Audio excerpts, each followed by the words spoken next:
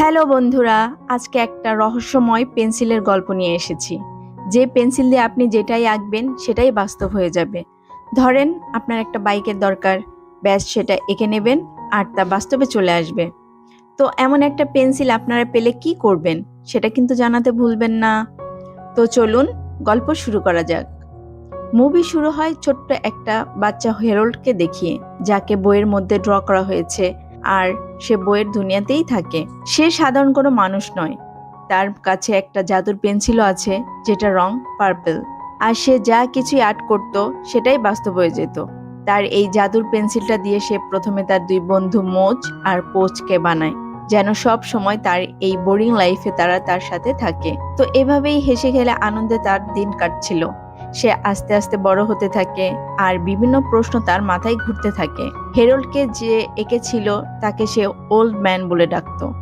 তার সব প্রশ্নের উত্তর এই ওল্ড ম্যান তাকে দিত। যেমন একদিন ওল্ড ম্যান আসল দুনিয়া সম্পর্কে তাকে বলে। তখন থেকে হেরল্ডের আসল দুনিয়া সম্পর্কে অনেক কৌতূহল হয়। সে নানান প্রশ্ন ওল্ড ম্যানকে করতে থাকে, কিন্তু হঠাৎ একদিন ওল্ড ম্যানের কথা ফুরিয়ে যায়। অনেকবার ডেকেও হেরল্ড ওল্ড ম্যানের কোনো খোঁজ পায় না। সে ডিসিশন নেয় যে সে এখন আসল দুনিয়াতে গিয়ে ওল্ড ম্যানকে খুঁজে বের করবে। সে তো জানতো না যে আসল দুনিয়া এতটা সহজ নয়, সেখানে যা খুশি তা করা যায় না। তো আসল দুনিয়াতে তাদের সাথে কি হয়েছিল, আর সে কি তার ওল্ড ম্যানকে খুঁজে পেয়েছিল? এটা এই গল্পের আসল টুইস্ট। তো এরপর হেরল্ড আসল দুনিয়াতে যাওয়ার জন্য একটা দরজা ড্র করে, আর সেখান দিয়ে সে আসল দুনিয়াতে চলে তো যায়, কিন্তু তার বন্ধু মোজ প্রথমে রাজি ছিল না। মোচের জোড়াজুড়িতে তারা সিদ্ধান্ত নেয় যে তারা সবাই একসাথে যাবে। মোজ বের হয়, কিন্তু পোজ দরজা দিয়ে বের হতে দরজা লক হয়ে যায়। পরে সে বহু কষ্টে দরজা খুলে আসল দুনিয়াতে আসে। আসল দুনিয়াতে এসে তাদের আকৃতি অবিকল মানুষের মতো হয়ে যায়, কিন্তু পোজ তাদের দুজনের থেকে আলাদা হয়ে যায়। হেরল্ড রাস্তায় যেই বয়স্ক মানুষদেরকে পায় তাদেরকেই ওল্ড ম্যান ভেবে নেয়। তো যাই হোক, সে আশা ছেড়ে দেয় না। সে একটা বাইসাইকেল ড্র করে মোজকে সাথে করে নিয়ে ওল্ড ম্যানকে খুঁজতে বেরিয়ে পড়ে। আর তখন রাস্তায় তাদের সাথে একটা গাড়ির ধাক্কা লেগে যায়, আর তাদের পরিচয় হয় গাড়িতে থাকা মিল্কি ও তার মায়ের সাথে। তো ধাক্কা লেগে মিল্কিদের গাড়ির একটা টায়ার নষ্ট হয়ে যায়। হেরল্ড তার জাদুর পেন্সিল দিয়ে একটা টায়ার ড্র করে দেয়। মিল্কি এইসব দেখে খুবই অবাক হয়, কিন্তু তার মা বুঝতেই পারে না যে কি হয়ে গেল। মিল্কি তার মাকে রিকোয়েস্ট করে যে তারা হেরল্ডদের অনেক ক্ষতি করে ফেলেছে, তাই তাদের উপকার করার জন্য হেরল্ডদেরকে যেন নিজেদের বাড়িতে নিয়ে যাওয়া হয়। প্রথমে তো মিল্কির মা রাজি হয় না, কিন্তু হেরল্ডদেরও আশ্রয়ের প্রয়োজন ছিল। তাছাড়াও তাদের সহজ সরল কথাবার্তা শুনে মিল্কির মা তাদেরকে সাথে রাখার জন্য রাজিও হয়ে যায়। হেরল্ড জানায় যে সে তার ওল্ড ম্যানকে খুঁজতে এখানে এসেছে। মিল্কির মা টেরির মনে হয় যে ওল্ড ম্যান হয়তো হেরল্ডের বাবা। এদিকে রাতের বেলা মিল্কি হেরল্ডের জাদুর সেই পেন্সিলটা দেখছিল, আর কিছু সময়ের মধ্যেই তারা দুজন খুবই ভালো বন্ধু হয়ে যায়। হেরল্ড আবেগপ্রবণ হয়ে মিল্কিকে তার জাদুর পেন্সিলটা ভেঙে কিছু অংশ উপহারও দেয়। মিল্কি জানায় যে তার বাবার মৃত্যুর পরে তার মা একটু অন্যরকম হয়ে গিয়েছে, সে কখনোই হ্যাপি থাকতে পারে না। হেরল্ড এসব কথা শুনে অনেক মন খারাপ করে। সে ভাবতে থাকে যে সে মিল্কির মাকে সাহায্য করবে, যেন তার মন সবসময় ভালো থাকে। এইসব কথা শুনে মিল্কি বলে যে হেরল্ডের ওল্ড ম্যানকে খুঁজতে সে তাকে সাহায্য করবে। তো এদিকে সকালবেলা টেরি ঘুম থেকে উঠে দেখতে পায় যে হেরল্ডরা ঘরের অবস্থা খুবই খারাপ করে রেখেছে। বাইরে এসে সে দেখতে পায় যে তার ঘর পার্পল রং দিয়ে খুব সুন্দর করে সাজিয়ে দেওয়া হয়েছে। হেরল্ড জানায় যে এসব কিছু সে করেছে, কিন্তু তারপরেও টেরু হেরল্ড আর মুজকে এখান থেকে চলে যেতে বলে। মিল্কি খুবই মন খারাপ করে তার মাকে বলে যে হেরল্ড জাদু করতে পারে, কিন্তু টেরি এসব কথার কোনো পাত্তাই দেয় না। হেরল্ড চলে গেলে মিল্কি তাদের সাথে লুকিয়ে লুকিয়ে আবারও দেখা করে, যেন সে ওল্ড ম্যানকে খুঁজতে তাদেরকে হেল্প করতে পারে। তো হাঁটতে হাঁটতে হেরল্ড একটা পেপার পায় যেখানে একটা লাইব্রেরির লোকেশন ছিল। সেভাবে যে হয়তো ওল্ড ম্যানকে খুঁজতে এই পেপারের লোকটি তাকে সাহায্য করতে পারে। তো লোকেশন মোতাবেক তারা লাইব্রেরিতে চলে যায়। সেখানে তাদের সাথে দেখা হয় গ্রে নামের একজন লোকের। গ্রে একজন লাইব্রেরিয়ান ছিল। সে অনেক নোবেল লিখেছে। তার মধ্যে সে এমন একটা কমপ্লিকেটেড ফ্যান্টাসি নোবেল লিখেছে যেটা কেউ পাবলিশ করে না। কথায় কথায় তারা জানতে পারে যে কলেজ লাইফ থেকে টেরি গ্রের ক্রাশ ছিল। গ্রে বলে যে যদি তারা টেরির সাথে তাকে মিলিয়ে দিতে পারে তবে সে অনেক খুশিতে জীবন পার করতে পারবে। হেরল্ড জানায় যে এই কাজে গ্রেকে সাহায্য করবে সে, কিন্তু তার আগে গ্রেকে ওল্ড ম্যানকে খুঁজে দিতে হবে। গ্রে রাজি হয়ে যায়। সে হেরল্ডকে নানা ধরনের প্রশ্ন করতে থাকে ওল্ড ম্যানের ব্যাপারে, কিন্তু হেরল্ডের কাছে তো ওল্ড ম্যানের ব্যাপারে কোনো ইনফরমেশনই ছিল না। সে তো কখনো ওল্ড ম্যানকে সামনাসামনি দেখেও নি। এই সব কিছু জেনে গ্রে তাকে বুঝিয়ে দেয় যে হেরল্ডের আসলে ওল্ড ম্যানকে না খুঁজে তার এমন কিছু করা উচিত যেন ওল্ড ম্যানই তাকে খুঁজে বের করে ফেলে। হেরল্ডের এই আইডিয়াটা খুবই পছন্দ হয়। সে সাথে সাথে বাইরে গিয়ে তার জাদুর পেন্সিল দিয়ে একটা প্লেন ড্র করতে থাকে। আর গ্রে জানালা দিয়ে এই সব কিছু দেখে তো খুবই অবাক হয়ে যায়। সে বুঝতে পারে যে হেরল্ড একটা বই থেকে বেরিয়ে এসেছে, কারণ ওল্ড ম্যানের লেখা সেই বইয়ের পাতা লাইব্রেরিতেও ছিল। এদিকে হেরল্ড তার প্লেন নিয়ে আকাশে উড়ে যায় আর তার জাদুর পার্পল কালারের পেন্সিল দিয়ে মেলকির মায়ের নাম্বারটা আকাশে লিখে দেয়। আর তারপর থেকে টেডির ফোনে একের পর এক বয়স্ক মানুষদের কল আসতে থাকে। এদিকে মেলকি তার স্কুলে চলে যায়, কিন্তু সেখানে দুষ্ট কয়েকটা ছেলে তাকে একটা ঘরে আটকে দেয়।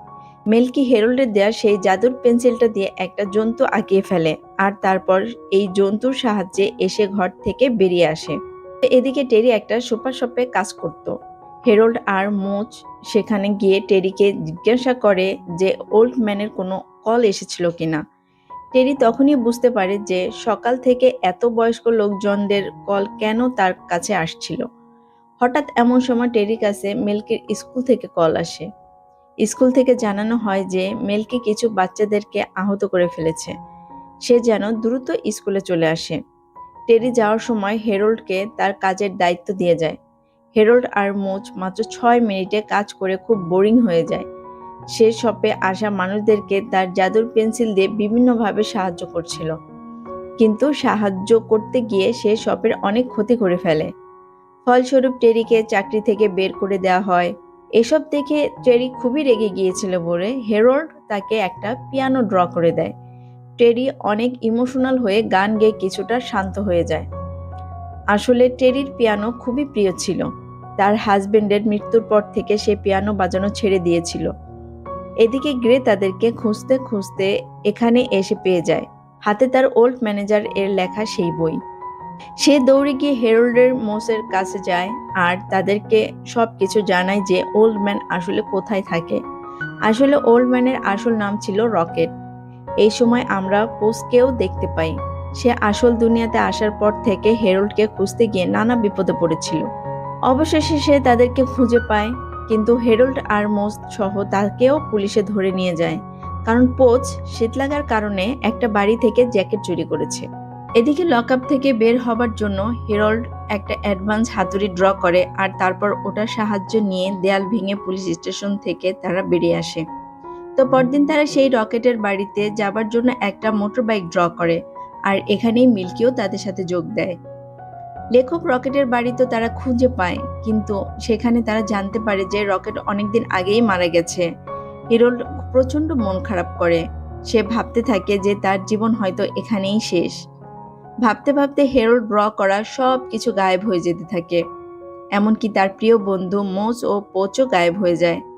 গ্রে এই সুযোগটা কাজে লাগায়। সে ভুলিয়ে ভালিয়ে হেরল্ডকে তার সাথে নিয়ে চলে যায় আর বলে যে হেরল্ডের জাদুর পেন্সিলটা তাকে দিয়ে দিতে। হেরল্ড খুবই সৎ আর মন থেকে একজন সাদাসিধে লোক ছিল, তাই 7-5 না ভেবেই সে তার জাদুর পেন্সিলটা গ্রেকে দিয়ে দেয়। মানুষ চাইলে যে কোনো কিছু করতে পারে, এমনকি ধোঁকাও দিতে পারে। হেরল্ড তো আর মানুষের ব্যাপারে এত কিছু জানতো না, তাই গ্রে হেরল্ডকে তার অফিসে নিয়ে বন্দি বানিয়ে ফেলে। মেলকির অনেকক্ষণ ধরে মনে হচ্ছিল যে হেরল্ড হয়তো কোনো বিপদে পড়ে গেছে, তাই সে তার মাকে ফাঁকি দিয়ে হেরল্ডকে উদ্ধার করতে চলে যায়। গ্রে এতটাই নিষ্ঠুর ছিল যে সে মিল্কিকেও বন্দি করে সেখান থেকে চলে যায়, কিন্তু তাদের আটকে রাখাটাও এতটা সহজ ছিল না। মিল্কির কাছে হেরল্ডের দেয়া সেই জাদুর পেন্সিলের এক অংশ ছিল। মিল্কি সেটা দিয়ে একটা প্যারাশুট ড্র করে আর দুজনেই সেখান থেকে বেরিয়ে আসে। আর সেই সাথে হেরল্ডের ড্র করা সব কিছু আবারও বাস্তবে ফিরে আসতে থাকে। মোজ এবং পোসও ফিরে আসে। এখন তারা গ্রেকে খুঁজে বের করে তার কাছ থেকে জাদুর পেন্সিলটা নেবার চেষ্টা করে।